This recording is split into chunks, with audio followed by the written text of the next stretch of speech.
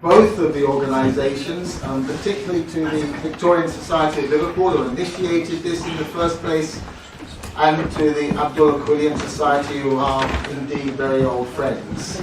So, my last visit to this mosque, not my first visit by any means, my first visit was during the actual writing of the biography, which was almost a burglary, to be honest, because it was very difficult to get into this building at that time, and it was extremely dangerous to be in this building. The roof was caving in, there were floorboards missing, there was virtually everything was rotting away. And I remember thinking at that time, this building has to be back where it belongs, which is the British Muslim community, because it is so much a part of that heritage and so much a part of the history, to me, of a Britain that I love and hate to feel threatened, which is a multicultural Britain.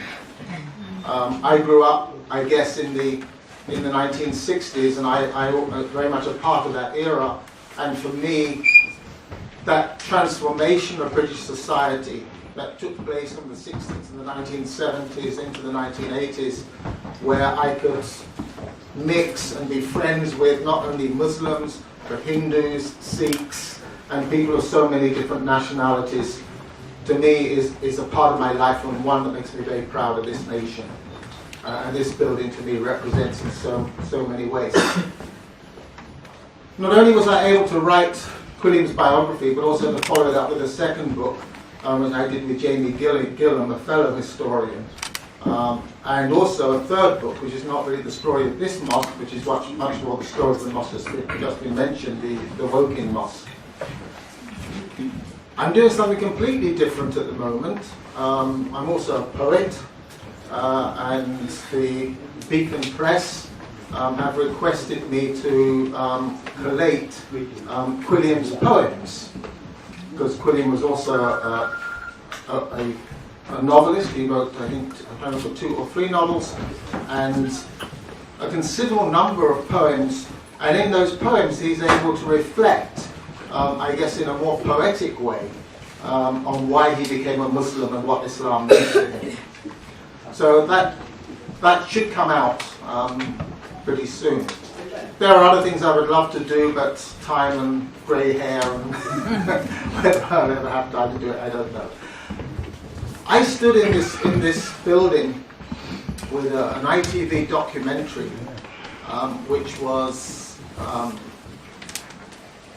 the person who presented it was Raghi Omar, the young journalist who, of course, had made his name during the Gulf Wars, went on, of course, to become an Al Jazeera journalist. And at that time, the mosque there was still a ruin. And there were lots of wires and cables and tools and everything around the floor. The work had just started on it. And Raghi walked in and he said to me, "I've heard there's a mosque here somewhere." And the cameras were on us, and I turned around and said, "Yes, you're standing in it." And his next question, which was a wonderful one, he looked at me and he said, "How come I never knew about this place?" He said, I'm a British Muslim, born here. He said, but I had no idea there was a mosque in this country. He said that where Islam was being established and preached in the Victorian era. And to me, that was the driving force. I was so happy he said that to me, because that was the driving force in writing the book and doing the research. I wanted to give to a Muslim community in this country, especially those born and brought up here, a sense of their identity as British Muslims that went back further than the post-World War II migrations. I wanted to do that because I'd been a a contemporary scholar of the Muslim presence in this country from the Second World War period. And I would interview people that were alive and who had migrated, many of whom were not always in the best of economic situations. And as my career progressed, becoming a professor, I would sometimes ask myself the ethical question, I get wealthier comparatively, but the people who are providing me with the information that enables me to write the books are still living in poverty. And that presented me with a bit of an ethical dilemma, and I wanted to give something back. And so when I had the opportunity to take a new position at Liverpool Hope University, and Akbar Ali came to me, and he first asked me whether I would set up a lecture series. The Abdullah Quilliam Society, inviting scholars who knew about early British Islam at Liverpool Hope University, and we did that. And then he said to me, how about a biography of Abdullah Quilliam? And the more I began to study this man, the more fascinated I became. It's to give an historical lecture in the time that we've got would be difficult because there are so many aspects of Abdullah Quilliam's life and who he was. The book, I tried to cover as many as we could, but even after that, as scholars, we realized we had to go back and do a second one because there were so many things we hadn't covered. He's a fascinating personality. But I suppose briefly, and I'm going to speak probably about 25 minutes, I want to open it up to the floor because there's so many people here from different walks of life who may have different questions.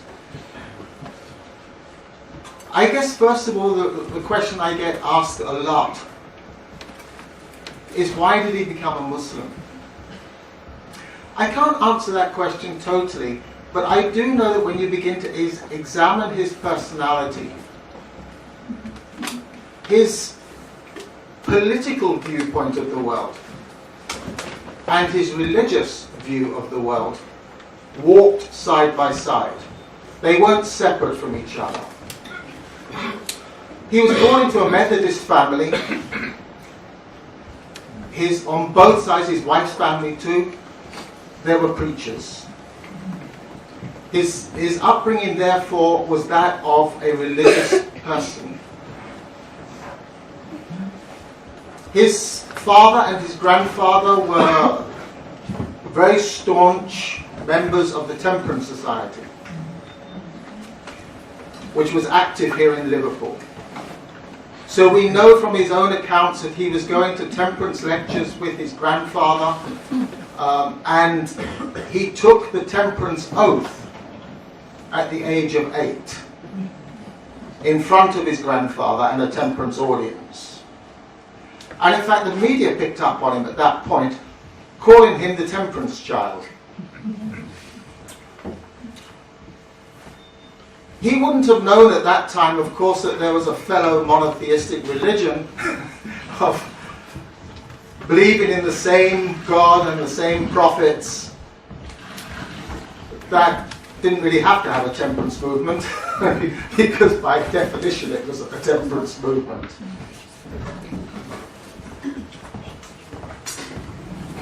As he grew, becoming a lawyer, you begin to see something molding a personality that was deeply concerned about social justice. He moves through the spectrum of Christian movements in the city and is deeply disturbed by what he saw in terms of Roman Catholic and Protestant relations in the city. There was an Orange movement in this city, I may add, before there was one in Belfast.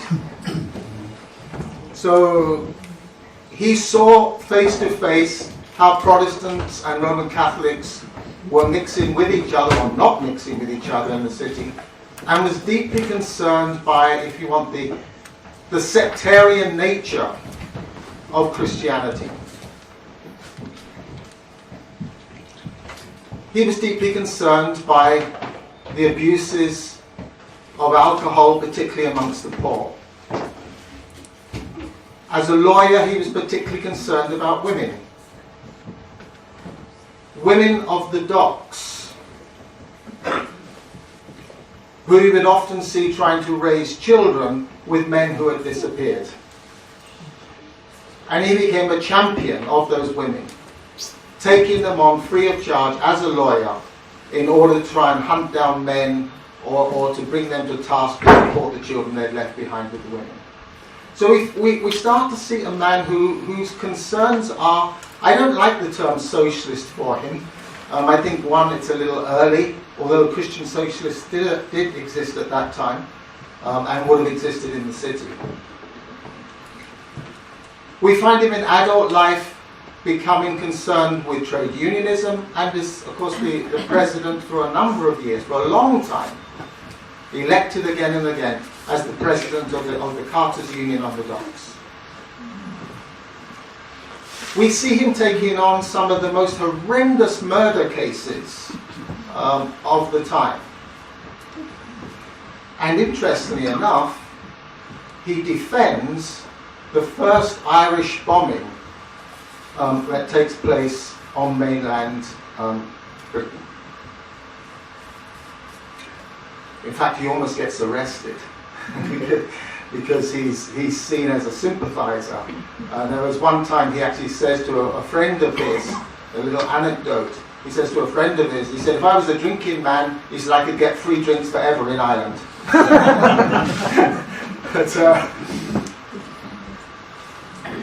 so we find, when asked the question, why did he take on some of the worst murder cases, people that had committed horrendous crimes, as their defending lawyer, he answers, because I believe firmly that in a democracy, and democracy cannot be trusted to politicians. He said politicians will always undermine it, and it's only the law that protects democracy in this country. And he said, and one of the fundamentals of the British law that maintains our democracy is the worst human being that can exist, as in the case of someone who's committed a foul crime, he said, gets a defense. Justice for all. So we begin to see a personality in a way that is concerned with equality, with social issues. We see him involving himself in reading American newspapers and becoming very concerned with what he called, at the time, we wouldn't use that language now, the plight of the Negro, and writing letters back to American newspapers, defending, particularly concerned about things that were going on in the Deep South. And at the same time, he's moving through a spectrum of religious movements. And he's moving through a spectrum of political movements, from Tories to, we find, and religiously, we find him moving eventually to the Unitarians. And it's side by side. There are theological questions that he's having, and there are these, if you want, these social justice questions that he's having about British society. His theological questions concern the Trinity, which I guess is why he ends up with the Unitarians. And they also concern, he's a scientist, he's a very, very good amateur geologist. He did studies of the rocks on the Isle of Man, dating them. The Isle of Man was the original home of his family. They in themselves were migrants to Liverpool. And we find him questioning the literal understanding of Genesis, that the earth was created 5,000 years ago. And we find him, in a way, one of the things he says about when he becomes a Muslim, he says that Islam had a more rational approach towards these issues of creation. So there's this kind of theological quest and the political quest for justice. Tracking him down is an interesting story, because not only does he operate in Liverpool as William Quilliam, his given name, but he also operates under a number of pseudonyms, because he was also a journalist for the Porcupine which was a satirical newspaper poking fun at Liverpool's gentry and at British, particularly Liverpool local, but also Britain in general. And he operates under a pseudonym there. So here we have a man who's now a leading lawyer in the city, a journalist, and it seems certainly somewhere along there he's working too hard, and his doctors advise him to go to a sunnier clime for a while and convalesce. And he ends up in Morocco. In Morocco is not his first contact with Islam, because there are earlier indications that he had read about Islam and he knew of the religion. But certainly it seems to be that in Morocco he makes this decision that he's going to convert. And he tells a story that he was sitting at a dinner with a table with there were three of them, a Muslim, a Jew, and a Christian. I'm assuming he is the Christian in these three religions coming together at dinner. And each person is asked to state why they feel their particular aspect of that, if you want that particular trinity of the Abrahamic faiths, to say why they feel their one is the superior one. So the Jew defends Judaism, and he said, but it was the Muslim in his defense of Islam that caught his imagination. When he comes back to Liverpool, he does something which to me was extremely heroic, in that he's not just content that he's become a Muslim, but he comes back and he declares publicly that he's become a Muslim and that he is going to actually promote Islam in Liverpool. And the first place he does that, and I remember telling my Vice Chancellor at Liverpool University, I don't think he was too pleased with me actually, but the first place he does that is a rented property, which is actually in that area of the city which now really has the two cathedrals, although they're closer to the Roman Catholic cathedral than the Anglican one.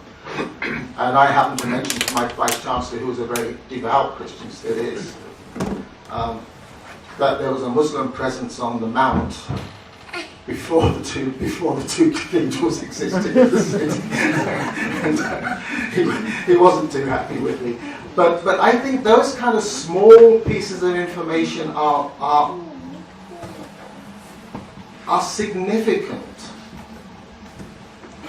to acknowledging and recognizing that the Muslim presence in this country is as British as it is Indian or Pakistani or Bangladeshi or Senegalese or whatever.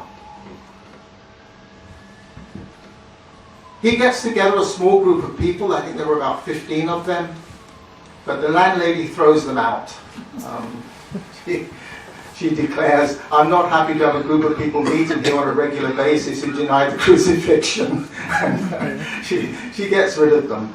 And it's kind of hard to imagine at that point that this thing is going to be a success, really, or that these buildings are going to come into existence.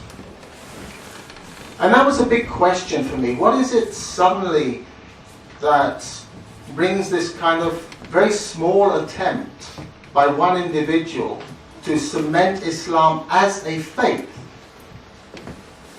into a nation which regarded Muslims as an oppositional civilization, as a faith on the Isle of Man?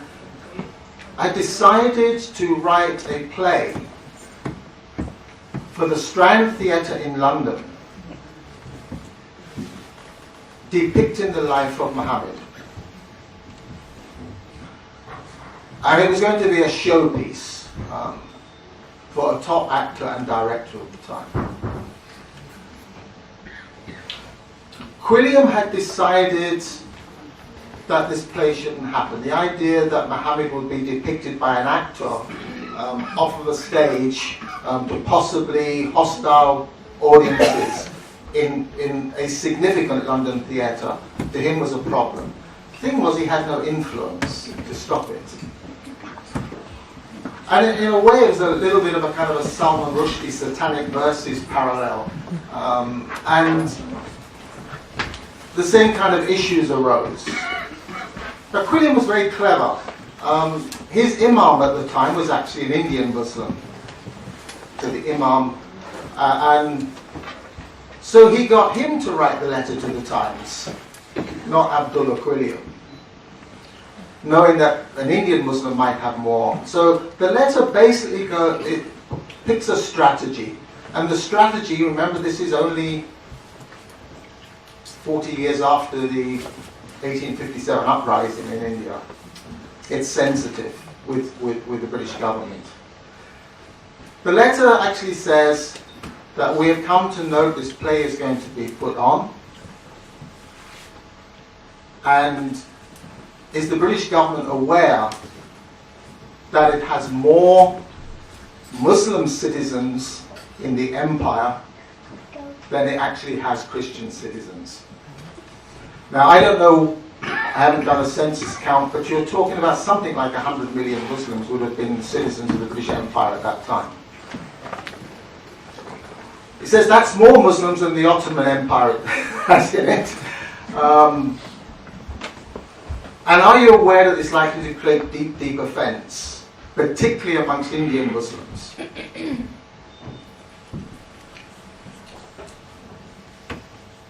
The Viceroy picks that up in India and writes to the Foreign Secretary and says, get this damn thing off.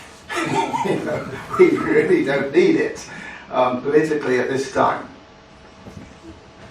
Now, if you're as old as I am, you'll know when you used to go to the cinema back in the day, there used to be a thing about the Lord Chamberlain, and this censorship thing would come up about a film. So it goes to the Lord Chamberlain office, and the Lord Chamberlain is told to get the play off. And it is. Unlike Satanic Verses, which went ahead and got published, the play on the life of Muhammad never appeared at the Strand Theatre. Suddenly, we have, or certainly within a very short time, we have attention from very, very high figures indeed in the Muslim world, looking at what's taking place in Europe. And I suspect that that was the reason. The fact that the play was taken off becomes known. So we have an invitation that goes out to Quilliam to come to Constantinople, where he's the guest of the Sultan.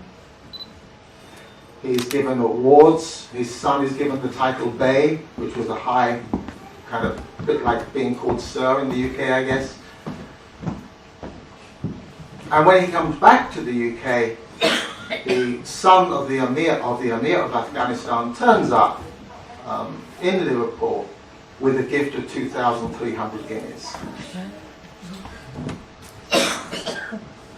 That 2,300 guineas that came from Afghanistan is the original source of this building. In fact, it's a no-strings gift. If Quilliam had wanted to go out and use it on Wine, Women and Song, he could have done. It wasn't that he had. There were no strings saying you have to use it to buy a mosque.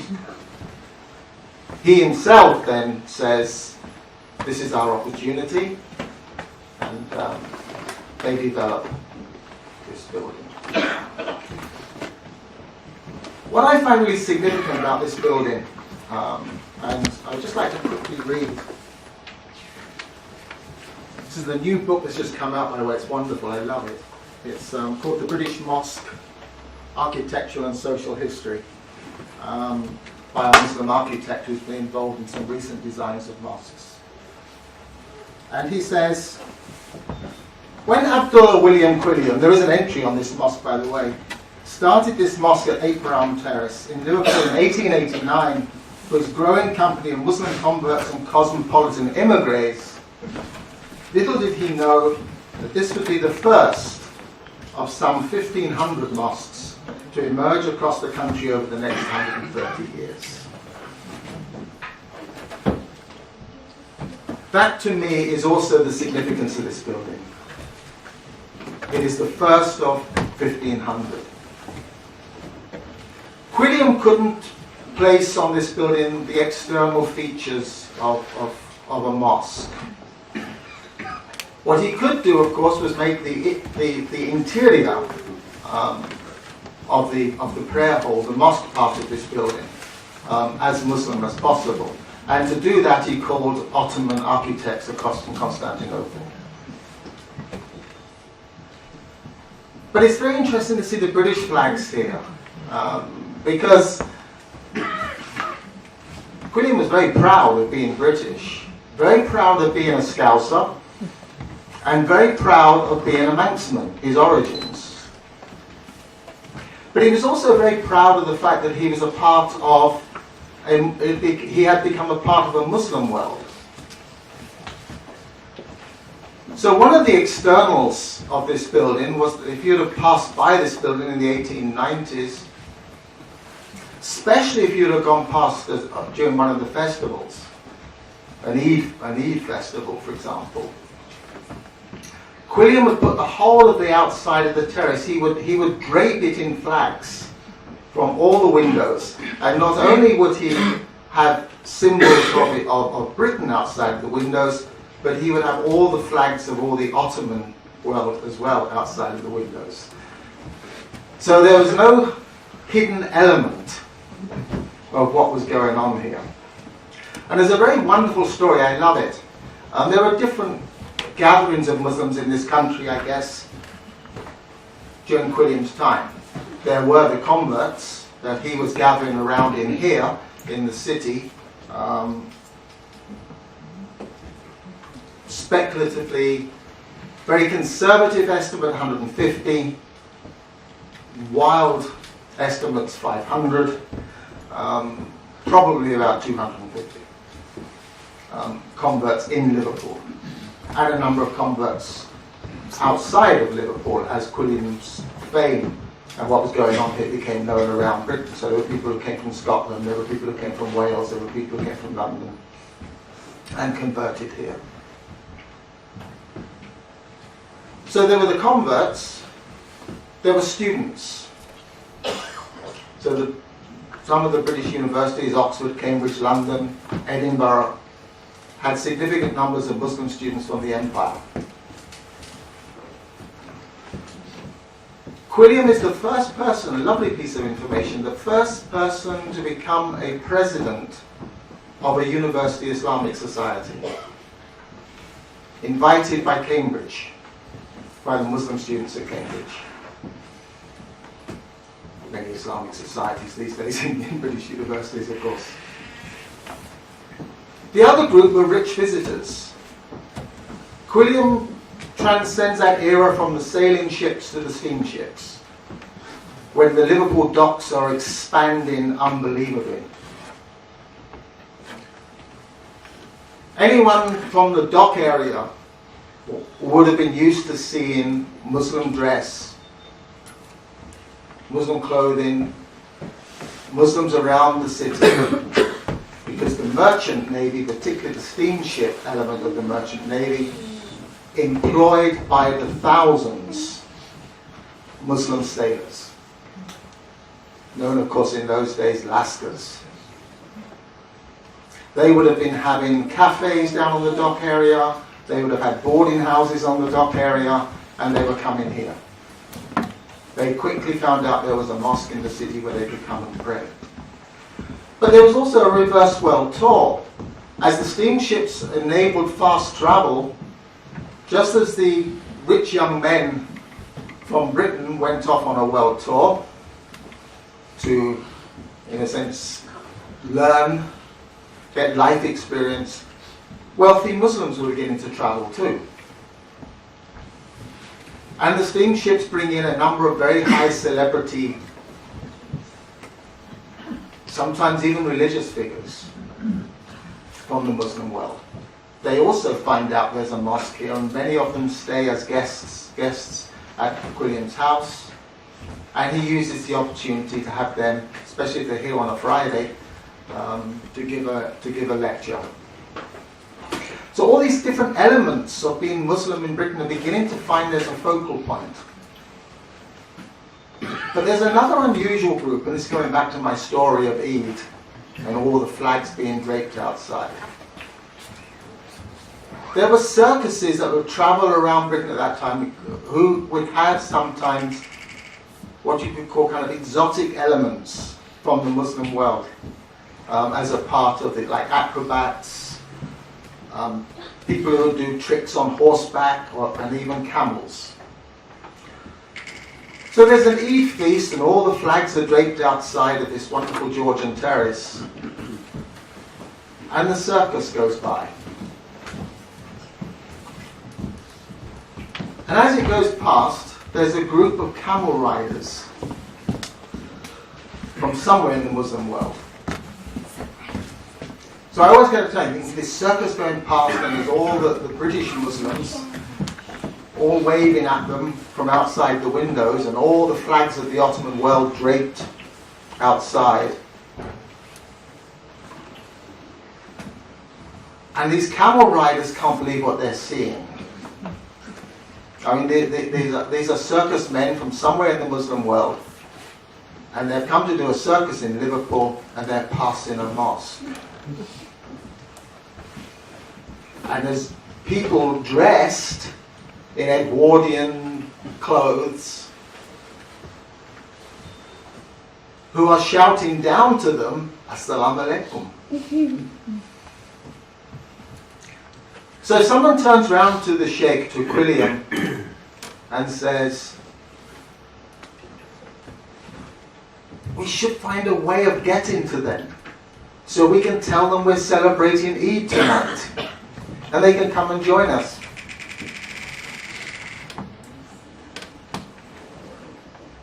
And Quilliam turns round and he says, don't worry. He said, there is no way that those camel riders, having seen what they have just seen, are not going to be turning up here tonight. And lo and behold, they did. And I remember the very first time I actually attended this mosque, the very first salat, the very first prayer that took place here. And I was so thrilled. And I was asked to give a short talk about Quilliam, and to me, it was the first time I'd actually been in the mosque hall, and the mosque hall was actually being used as a mosque since 1908. And I tried to imagine Quilliam's community, what it would have looked like, probably about this size of the amount of people that are here today. And what an extraordinary community it would have been. Because if you take all those elements, amongst his converts, some of them came from very, very high class indeed. In fact, one of them was a lord.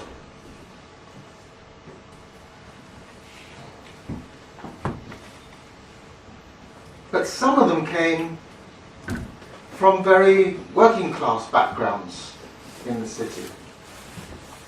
Those two ends of the spectrum didn't really meet socially in Christian society. I've got a small church near me. I use it actually for meditation. It's a wonderful little place. It's an old pilgrim church from the 10th century. But the Victorians, because it started to get flooded by the river, they moved up and built a new one. And this church went kind of to rack and ruin. And then it was taken over by an organisation, a charity called the Friends of Friendless Churches. And when I first moved to where I am and I saw this wonderful old 10th century building pretty much empty, I wrote to the Friends of Friendless Churches and said I'd like to be a friend to this wonderful church that's just down the road from my house. And they were more than thrilled. And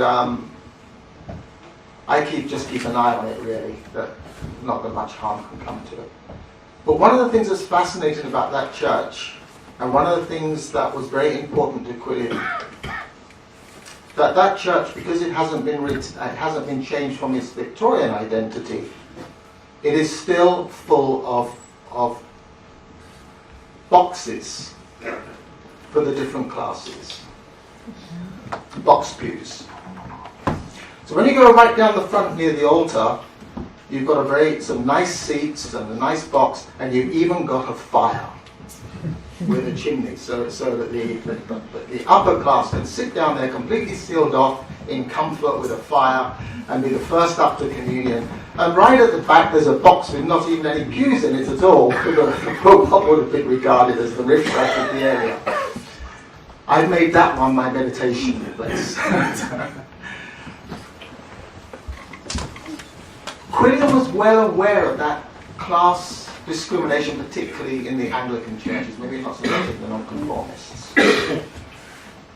So he absolutely did not in any shape or form want his community to look like that, and for him the strength of Islam was that everybody prayed side by side, regardless of wealth or nationality or ethnicity.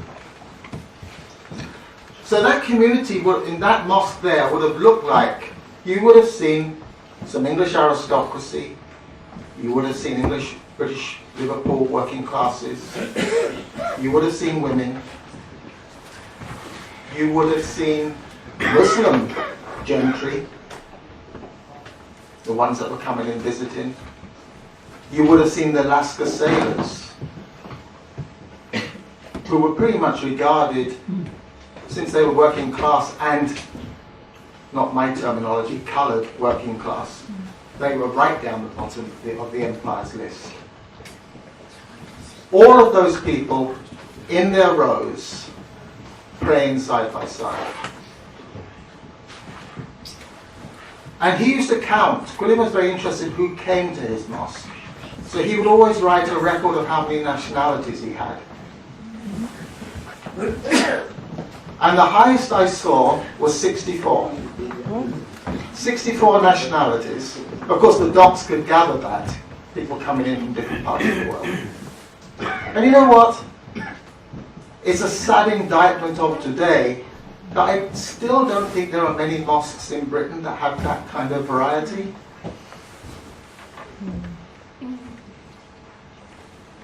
And when I saw it, it was almost like I was seeing their ghosts. And I remember thinking, what an extraordinary achievement.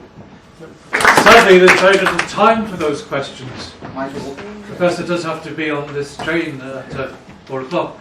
Are there any questions straight away? I've got a question. What happened to all that community of converts around him? Yeah. Some went to London.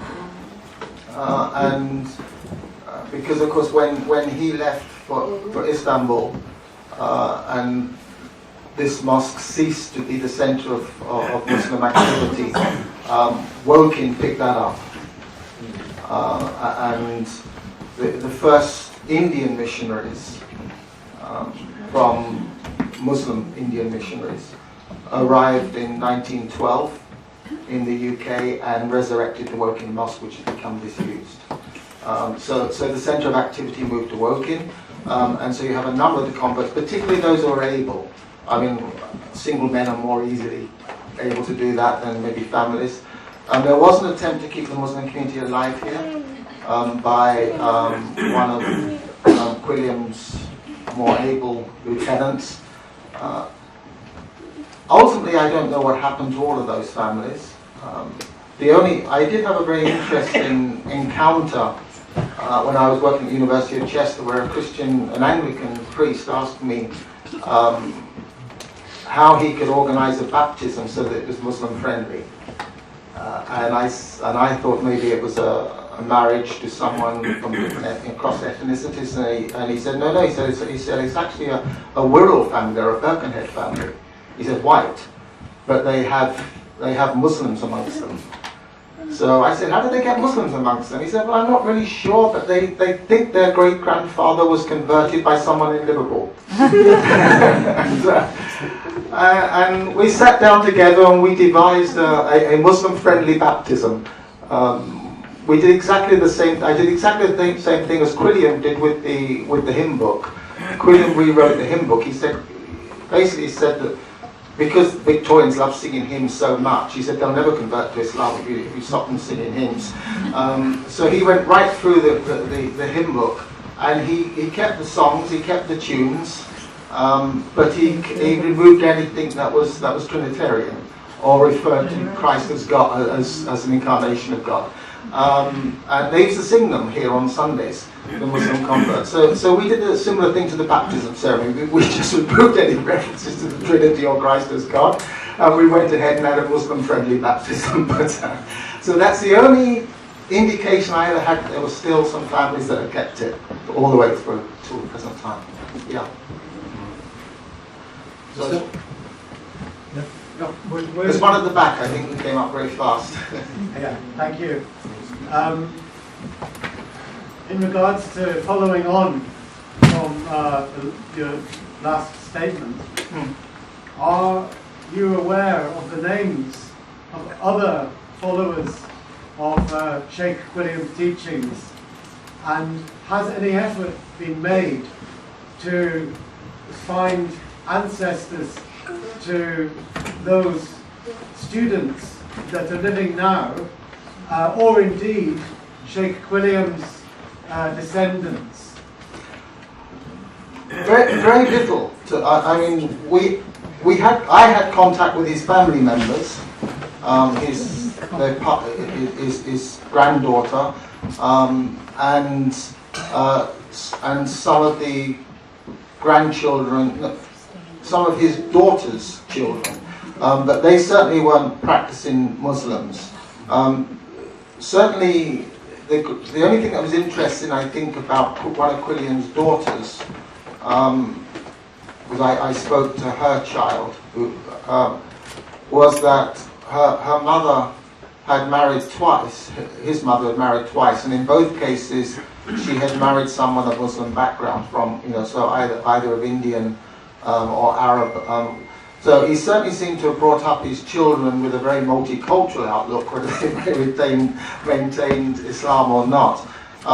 His eldest son was very, very strong, and certainly was involved in this city politically with some of the very first, I think the very first councillor of Muslim origin in the city council. Quilliam's eldest son campaigned for that person to become a councillor. He was a part of it. So, but no, very little has been done to catch up. Although some of the other prominent Muslims who were Quilliam's sort of allies, if you want, I mean the mayor of Stalybridge, for example, who was not converted by Quilliam but was a very close friend of his. Recently was kind of in a way rediscovered by his family who just recently converted to Islam without knowing that their great-grandfather was a Muslim. And so they discovered him afterwards, as it were. What's known about his life after he left England and went to Turkey?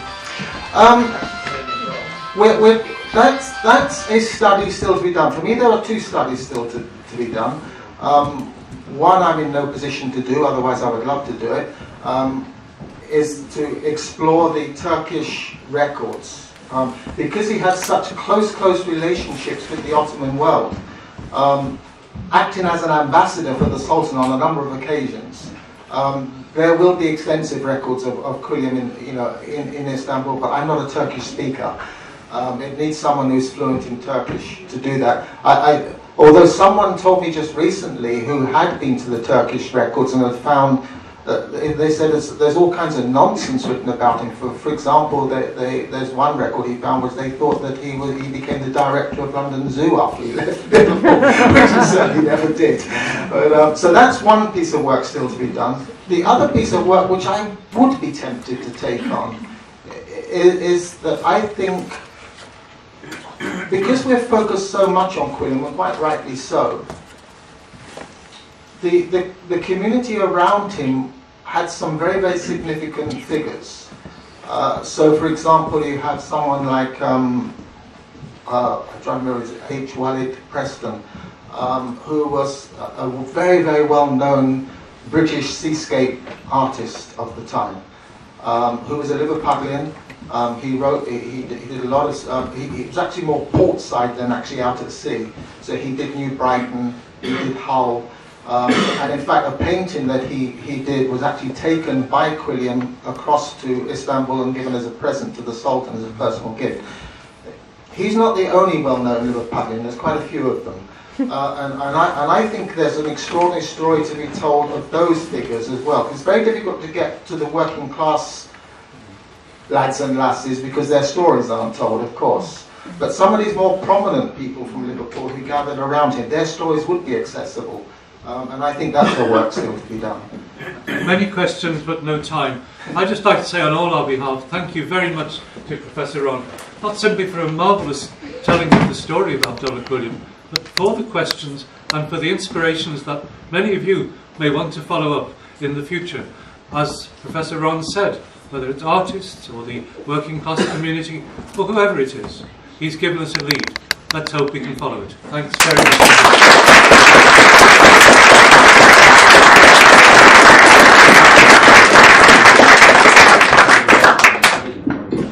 That almost brings us to the conclusion. Just want to do one final thank you. The gift bag which you have received, this is from Meet My Muslim Neighbours. Meet Your Muslim Neighbours from Dr. Osama. So please, I'm really grateful to Dr. Osama to bring this along to give you as a gift bag. Can we have a round of applause for Dr. Osama, please? I also thank you for being here. Without you, there is no stage, there is no show, there is no listening. So again, thank you for coming along to England's first mosque.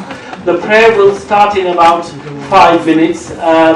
And if you'd like to see the main mosque, give us about 10 minutes, have some refreshments, give us about 10 minutes. On your way out, we'll take you inside the mosque and then show you the masjid, those who would like to see it. Also, a very big thank you to the trustees, the chairman, and the management committee of the mosque, and the volunteers who have helped us. Again, anytime come and visit us, it's your place. Thank you very much.